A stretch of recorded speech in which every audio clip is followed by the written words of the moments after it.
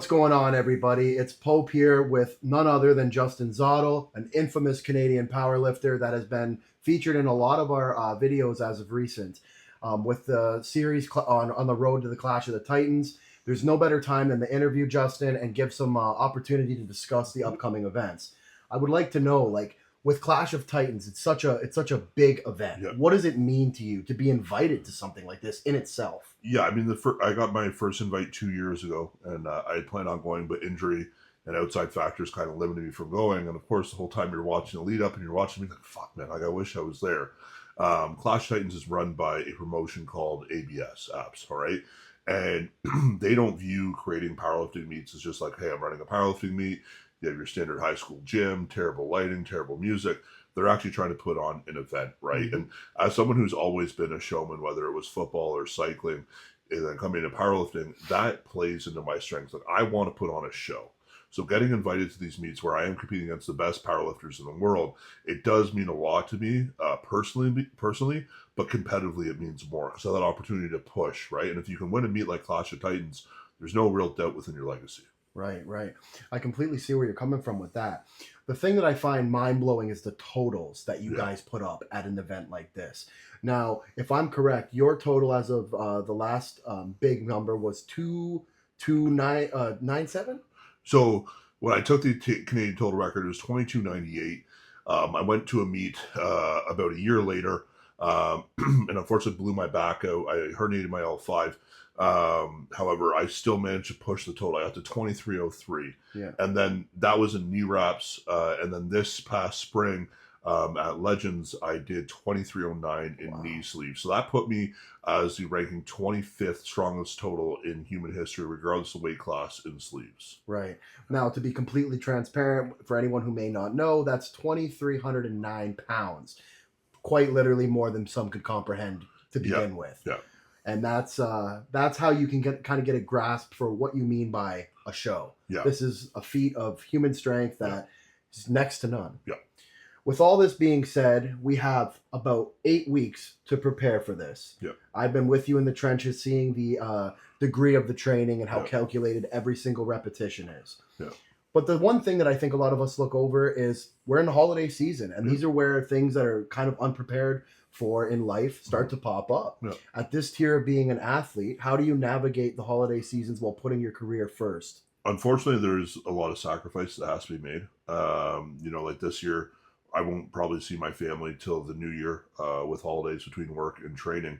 And the thing that you need to have a good support system that understands what you're going after, right? Right. And I have had that situation in the past where I didn't have that support.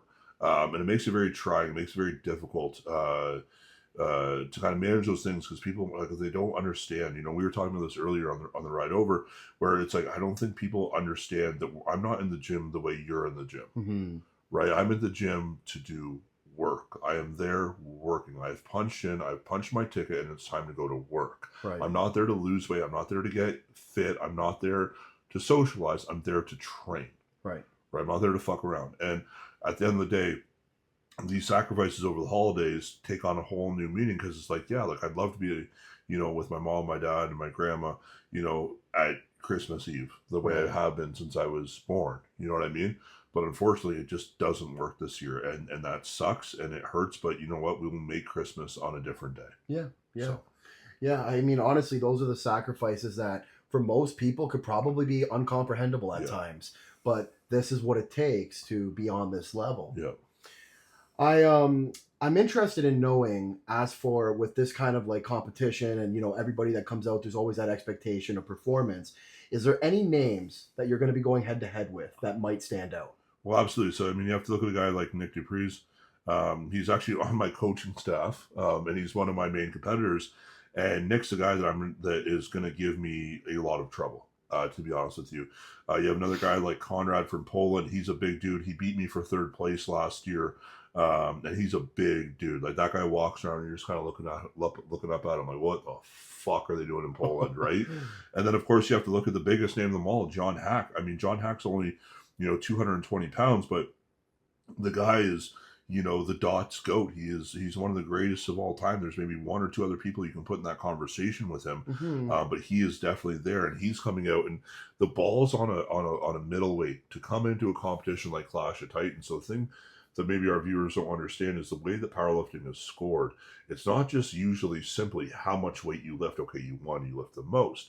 In powerlifting, it's based on a coefficient, usually Dots or Wilks. Dots is kind of the main one right now, where they take your sex, they take the weight that you weighed in, and then they put it in a calculation versus the amount of weight you've lifted, and it creates a score. Heavyweights, we usually get absolutely fucked over in these types of conversations. So when Dan Bell had the heaviest total ever done in human history, wow, he was ranked 64th on Dots. Jeez, that's crazy. And John Hack is the Dots GOAT. He is number one. He totaled 2,300 pounds at, I believe, 198. So he has my same total, or pretty freaking close, nearly 100 pounds lighter. Oh my goodness. And he is coming in to the Titans. And he's going to try to take us all out. And genuinely, if he has a day, he can do it. And wow, that's 100% real. Like, if any of us slip, we're losing our spot on the podium, potentially the win to John. Now, for someone like me who may not understand this portion, is the Dots factor involved in Clash of Titans? No, it is strictly weightlifting. And that's what I mean. This guy has balls coming and competing with us, because he can't. It's like, and I'm not saying that he hides behind Dots at all, but he can't sit there and be like, well, based on Dots, I win. No, he has to outlift men who are 100 to 150 pounds heavier than him. Yeah, that's incomprehensible. That's insane. And he'll do it. He'll 100% do it. Yeah. Yeah. Wow. Now, in regards to like John Hack, have you crossed paths with him at prior shows? So John and I, we competed a number of times together. We competed last year at Clash of Titans. He did it last year too. Okay. John's a really good dude. He's one of the owners of the company that sponsors me, actually. And at the end of the day, he's just a damn good competitor, and it's hard to articulate the level of just dominance this man has had. Right. And you had mentioned about he's working with your sponsor. Yeah. This is Next Level Strength. Yeah. They're a new name on the scene for someone like me. I mean, I see SBD, thrown around all the time, Cerberus as well, but Next Level seems to be taking over. I'm seeing a lot of videos coming out from all forms of athletes. What's going on there? So Next Level is a kind of a different brand. It's a different way of thinking of doing business within the powerlifting landscape. For so many years, you kind of either had a brand that really catered towards really like metalhead, tattooed, bearded guys, you know what I mean? And that's a very small market, right? And then you had SBD, who really went after the drug-tested lifters through their links with the IPF. Where Next Level comes in is they say, look, listen, at the end of the day, all this equipment is way overpriced. People are being gouged. And it's true, like I had a really hard time with my previous sponsor looking at the price of the equipment and justifying telling my clients to pay for it when I knew there were better options out there. So when I was approached and kind of spoken to about the brand, one of the main things that was really hammered back to me was like, listen, John Hack's not wearing shit equipment. Let's just be real. The greatest of all time is not putting on lesser equipment. Absolutely. But we want to sell this stuff significantly cheaper than everyone else, based on the notion that we want to put good equipment in everyone's hands. And I love that, because that's how I operate my coaching business. I try not overcharging or upping my rates, and I have it in 4.5 years now, because I don't want price to be a limiting factor for people. And so being able to kind of come alongside a brand that shares your same thought process, that yes, we're trying to make money. Like, let's not lie about it. We're trying to make money, but at the end of the day, there's a different way to do it, and that's what I love the company for. And the equipment, honestly, is fantastic. Yeah. It's held up great for me as well. Getting to share some of the equipment that you use in the gym. Everything has that feel of just quality. And I think it was notable to mention that, an athlete of your caliber is trusting a brand 100%. To stand beside you. Yeah, and I mean, I've given them feedback on products, they've taken it and fixed it. Yeah, that says a lot. They want to make the best products that says a lot. Your hands on. Yeah, no, for sure. There's like a button on it somewhere. Really? Now I'm intrigued. What does it do? Oh, it's not a button. Switch. Is the switch dead? Uh-oh. Don't be dead. Don't be dead, homie. Do you know how excited I was to... Oh! You saw it, right? I did. Oh, now I'm invested. What the hell? There we are. No, it's like... So the switch is laterally... There you go. Yay. Well, guys, we're back and better than ever. Merry Christmas. Merry Christmas. So something about powerlifting that actually, the more I learn about it, really is hard to understand until you start breaking it down more clearly, which I hope to do for the viewers here. Squat, bench, deadlift. Each and every one of them, there's so many opinions on what one's the most difficult. Yeah. But in the end of the day, it seems that each and every lifter, no matter what, has some that they gravitate towards and do really well. Yeah. But one typically that they'll struggle with. In that kind of pursuit, is there anything that you've taken away from how you've managed to have an over 1,000-pound squat? Yeah, I mean, the thing is your biomechanics are going to set you up for success in 2 of the lifts and screw you in a 3rd. Okay. Right? So let's think about that for a second. If you have really long arms, right, you're going to be really good at deadlifting. Your bench is going to suck. And it doesn't, I shouldn't say it doesn't matter what you do, but realistically, due to the range of motion you have to travel because your arms are so long, it's going to be more difficult for you to bench more weight. And there are ways to get around it, right? Years of training, technique, practice, all those sorts of things are great, but you will be at a disadvantage in comparison to someone who has shorter arms on a bench press. In the same way that if somebody has shorter arms, they're going to be really shitty at deadlift because they have to go so much further than a person with long arms. But they're going to be set up for a really big bench. And then you have kind of like people like myself who have, I have shorter femurs, so I'm really dialed in for a big squat, right? Where I have my issues, I do have a little bit longer arms, which creates a scenario where my bench isn't the best. I see. Right? So it is, unfortunately, it's not like you're screwed, you know what I mean? But it does make it a lot more difficult. Now, so you had mentioned that perhaps your bench is the one that you may struggle with the most. Is it safe to say that? Oh, yeah. So if that is the case, do you now have to shift your training to almost like give it a little bit more love and care? So for me, I'm very blessed that my bench is the one that is lower. And I say that because you need to understand the percentage value my bench plays in my total versus, say, my deadlift or my squat, right? Sorry. No, you're okay. At the end of the day, I'm squatting over 1,000 and I'm deadlifting mid 800 pounds, right? So understand the fact that I'm only benching about 500 pounds. Even if I push that to 600, that's still significantly less than my other two. So I'll go into bench press at a meet and say, listen, I don't need to necessarily get a personal best here to do better in my meet. I just need to not miss my 3rd. So I generally play it fairly safe on my 3rd attempts. The difficulty I have is with the sheer weight and force I'm putting out when I'm squatting. It does usually zap my central nervous system for bench. So I do have a little bit of a valley when I come to bench. And we've tried different things, stimulants, meditation, different things to kind of get me going again, but it's very, very difficult to have me fired up for bench. You'll usually see me super fired up and ready to kill for squat and deadlift, and then I'm usually like bumping to pop music on bench because I'm just like, I can't keep that anger going because I'm just, my squat has taken so much out of me. Right. Yeah.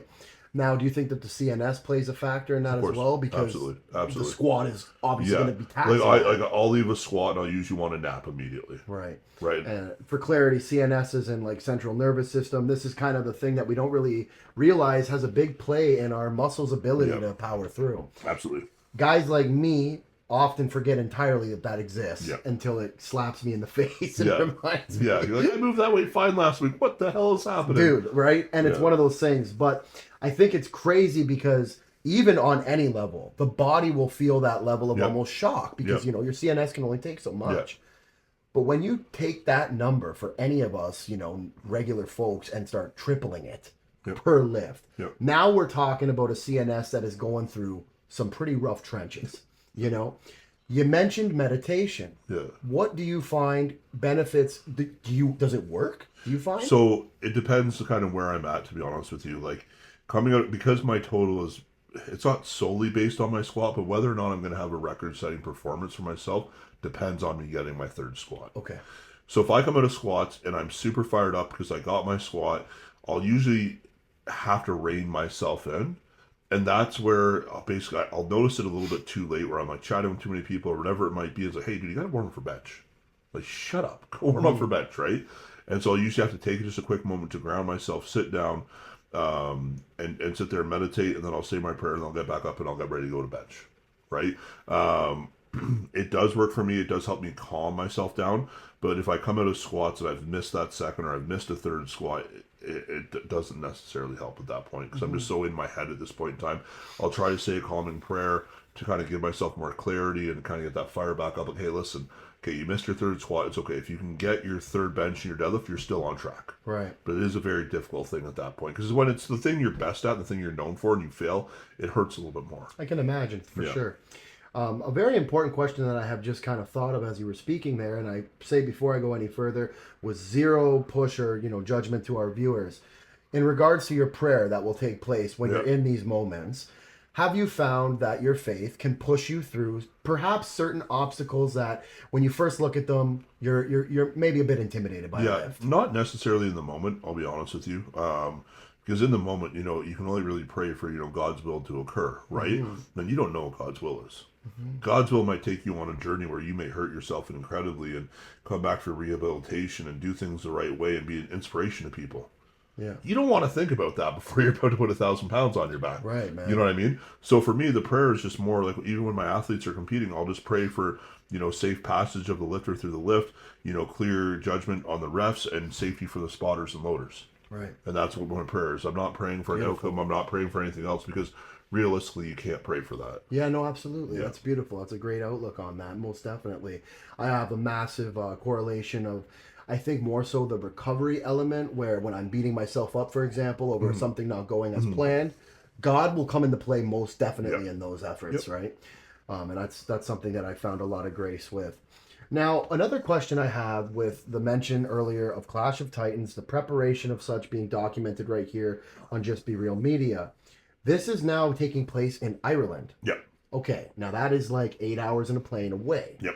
Some people will say that if they have a bad sleep, they can't get a good lift in. Now we're putting a freaking plane in the equation. Yeah. Like, how do you manage that, man? Honestly, and I'll be real with people, and I don't mean to sound, brash or blunt or maybe a little bit harsh for some people to hear, but you just gotta fucking deal with it.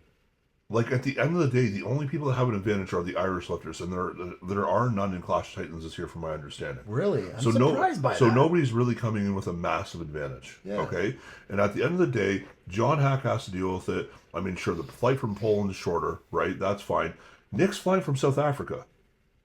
Oh my goodness. I think he has to go South Africa to Dubai to somewhere else, that place to Ireland, right? We all have flights to deal with. The circumstances are all the same. So at the end of the day, bring your foam roller, stretch, do your best to change your sleep cycle prior to going, because the time difference is worse than anything. Do you know what it is by chance? I'm not 100%. I'll put it in there for everybody. Yeah. It's this. Interesting. Yeah. And this sucks. Yes. And for me this year, the one thing I learned from last year is I'm going to change my sleep schedule before I go. I'll be on Irish time for 2 weeks before we go. Lessons learned, right? Yeah, like February 1st, I'll switch over to whatever time zone Ireland's in, and that's what I'll just deal with. And we need to remember at the end of the day, right? It's a 7-hour plane ride. That does not require you to sit for 7 hours. You can go walk in the plane. You can stand. You can do all these different things. Is it comfortable? Is it ideal? Absolutely not. Of course it's not. But if I want to go compete on the biggest stage in the world with the best competitors in the world, this is what I have to do. So guess what? Suck it up, line up, and go to work. Yeah. You just got to be real. You got to get through it. Jesus Christ.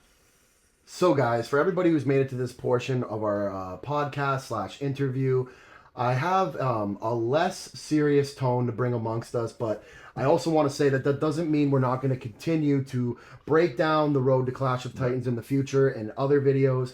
But to keep things kind of like overall abroad, I want to make sure that we don't get too into that right now. What I'm more so curious about is, for people who don't know you the way that I do, sometimes you see your videos, man, like even me to this day, and I see the blood coming down the forehead. I see the 1,000 pounds flying up. And I'm thinking, this guy, what the heck does he do on his spare time? Yeah. You start beating up criminals, putting them away. Like, what does this guy do for Gotham City? Like that's the first thing I think. Like, even as close as I am to you, I still, people, that's just a given. Yeah. So what do you do to unwind, to chill, and more so like just to find fun? Yeah, I mean, the thing is I love what I do, right? Like, I love being in the gym. I'm a child and youth worker, kind of, I have a job as a child and youth worker, and I do it kind of on a love basis. I don't need to work, right? I'm very blessed and fortunate to be put in that position through my lifting and my coaching. But I got the job as child and youth worker because I love what I do. I like helping change lives. And I got to do it with coaching in a physical aspect and a mental aspect, but also through the child and youth work. So for me, my life is full of utility. I have lots of utility out of everything I do. My friendships bring me great joy. My work does, my competing does. But honestly, like, I'll be real with you, man. Like, when I go through a day, like, if I look at my day as it is right now, my schedule, right? If I work, it's a 12-hour shift, right? So really what I'm doing when I get home is just hanging out with my wife and my daughter, playing with the dogs, and maybe playing some video games. You know what I mean? But in a 12-hour day, you don't really have a whole lot of options around that. Right. On a day where I'm off, I'm in the gym. Yeah. Right? And so it's really kind of my whole life. The fun things I do are just outings with my wife and my daughter. Things like this, talking with my friends, right? That's what I do for fun. I mean, I'm very blessed to have a life that I love, and I don't really need to search for, parties or alcohol or, things like that. I can just sit there and enjoy, what God's given me and make sure that I don't waste it. That's beautiful. Most definitely, man. I also am curious in relations to when you go to the gym and you're training with such intensity and also like pursuit of an outcome, right? Because of your goals being so ambitious. Now you double that as you're a coach as well. So you're now kind of like not only going through your thing, but how many clients do you have? So right now we have 62. Okay. So you have 62 Yeah. huge moments where you can feel the earth stop spinning. Yep. You're about to do what you got to do. Do you find that furthers your love for the gym or at times taxes it? So that's a good question. I mean, for me, like I said earlier, like I love what I do, right? And I'm there with my clients in the low moments and in the high moments, right? So it really kind of depends where they're at in that pursuit. The difference for me, honestly, is like with and I don't mean to, speak ill of others or talk down, because I can't really speak to their experience. I can only speak to my own as a coach, right? Like, I give a fuck about my clients. Like, I will do whatever I need.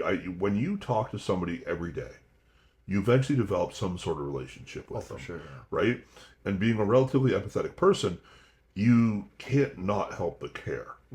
So when people are going through things, you're right there with them. So for me, that's a good thing when everything's kind of going well and all that sort of stuff.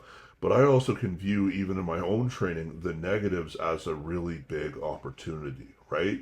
We might have, clients that we can think of where, maybe they're having a little bit of a hissy fit because lifts aren't going well or whatever it might be, and they can't see the path, but a simple phone call can change their entire perspective because somebody believes in them, right? And that belief is true because I believe in myself and what my wife do, and because we've seen the results time in, time out, right? But I also know that if this person is this upset with what's going on right now, they fucking care. And that care, coupled with the belief and the history of success, can only lead towards good things. And it may not happen this meet, and it may not happen next meet, but when we break through that wall, the whole thing's gonna fucking fall down. And a whole new room, a whole new outlook, a whole new opportunity placed directly in front of you. And I can name any one of my clients where we've had this moment, right?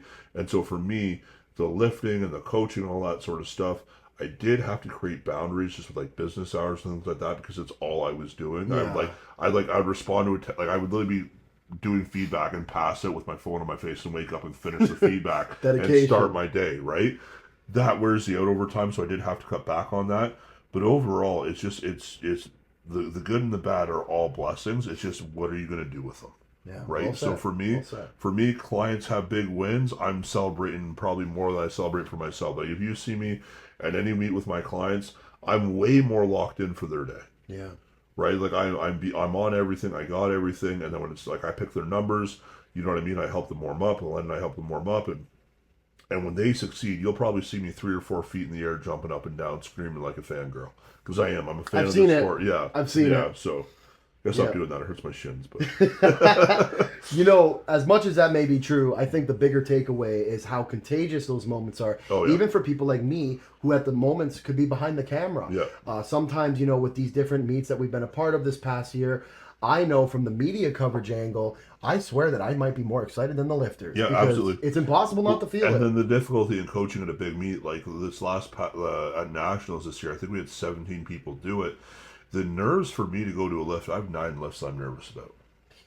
right? Okay. When I have 17 people, I can't do the math, but 17, I'm doing this backwards, I'll put the math times in. 9, I think I did that in the right direction, is this number here. That's a lot of heart attacks.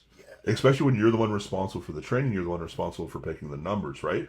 But the amount of, good and bad moments I've had that brought me closer with clients are just incredible. Like I think of one where we had a client who genuinely at the start of her coaching, I was messaged and told to stop posting her lifting because it made me look bad as a coach because her form was so bad. And within a year, I got the opportunity in front of an entire audience to tell her that she was invited to one of the biggest meets in the world within the year, right? And I don't know why I still am, but I was incredibly emotional about it because it's just the growth within that person, right? So for me, and I've had those ones with so many people. I think of, our good friend Richard coming and battling through his back injury in adversity, and then he pulled that 600 pounds, and I just wanted nothing to do but squeeze the life out of him. I was so excited, you know what I mean? I was worried I was going to hurt him, or I think about, like Jacob Raw, he just did his first meet with us after a little bit of a crummy experience with the previous coach, and he had just such a great day, you know what I mean? Or even, the ones that don't necessarily go as well, you sit there, hey, listen, this is what we did wrong, we know what we got to do, we can do this. Just believe in me, right? And that belief is huge. So it's the blessings are so abundant that it's very difficult for me to say, this is what I do outside of the gym, because why would I do anything else when every day I'm being gifted so many incredible moments? Yeah, no, for sure. And you're being rejoiced by that emotion in the flesh of being there. Exactly. And I think that one of the biggest things I encourage you guys at home watching to do is, even if you're everything but a powerlifter, at the very least, go watch a powerlifting meet and share those moments with those lifters, and then judge. Because when you feel what you'll feel, you'll know what I'm trying to put across to you. It is a feeling that everyone deserves. Life is short, and you got to experience those highs and lows, especially when they correlate to a path that continues to bring you further and higher. Exactly. And like in anything, like if you can do this sport and keep it bearing outside, right? Like I will sit here and admit, like I don't do a whole lot outside of what I do, but at the end of the day, being a powerlifter is not my identity, right? I'm a husband, I'm a father, way before I'm anything else. Then the powerlifting comes in after, and that's helped me ground me in really difficult times. But you will see powerlifters who decide that their life's value, their life's worth is completely dictated upon the result of a powerlifting meet of their total, and they are incredibly depressed and angry, and they are high and they are low. They could have a session where they leave saying they're a god. They could have another session saying they're going to quit and it's all over, right? If you don't have the grounding tools to hold your life in peace outside of what you do under a barbell, it is not for you. You need to find that peace outside of that. Don't let the sport consume you. Find something else to live your life through. And if, I do sometimes with clients where I'll call them up and say, hey, what are you? And if their first adjective is powerlifter, I hang up. Because that's something you do. Right? Be known for something other than lifting weight. Yeah, and I mean, this is a bit of a shifted gear that I think is so relevant. That also correlates to working a job. Correlates to everything. People, I mean, and I hate to bring religion, I don't hate to bring religion back into it, but, we just went through a whole series of church talking about ideologies and false prophets and all that stuff. And people, what they do is they'll put all of their just everything into this thing, whether it's their job, powerlifting, a sport, their child. They will elevate this thing to say, if I can just do this one thing better, my whole life will be better, right? And that is incredibly empty and short pursuit, right? Do things with your friends. Talk to them. Like I get to talk to my friends every day in the gym. You know what I mean? I don't have to go nowhere. We all go to the same place. You know what I mean? The difference between me and my friend group and a lot of other friend group is when we meet up, we're meeting up at the gym. When you meet up, you're meeting up at the bar. Right? And so true. For me, I don't find a difference. The difference is I got to see my friends do work. Every day, and I got to be there for those moments. I got to be there for those, hey, can you spot me? I'm nervous. Like, well, you ain't fucking filling in front of me, dude. Like, we're getting this done. You know what I mean? And you got to push people through. And then you see the look on their face, and they turn around and they say, oh my God, I did it. Yeah. You know what I mean? But you can also be there and help them, like I was saying earlier, you can help them ground in the moments where maybe they fail and say, listen, dude. Like I had this conversation with myself last year after Clash of Titans because I really did poorly. And for a number of reasons, it became abundantly clear afterwards. We just weren't aware what were going on with my body. But I sat there in the back room and I literally just pulled out my phone. I put it on the stand that it has, and I just looked at the picture of my daughter. Right? And to most people, that might be incredibly toxic. Like, they might be thinking I'm sitting there, you failed your daughter, you know what I mean? Like, your embarrassment. But what I was trying to do is, if my daughter was going through what I'm going through right now, what would I tell her? Right? And I say the same thing that I say to clients. Your wife still loves you. Your daughter still loves you. Your dogs are going to lose their shit when you get home. Your parents don't give a shit. And your house is still paid for. Life's good. Right? Doesn't mean it doesn't hurt. But doesn't mean it needs to crush you. Right? So that's a big thing for me and my clients. Like, you got to have something else outside of this. Yeah. And I think that another takeaway from my personal experience in the last year being with Just Be Strong community and integrating all of the prior, entities that I had worked with, and just the overall feeling of finding a community that embraced me and understood me.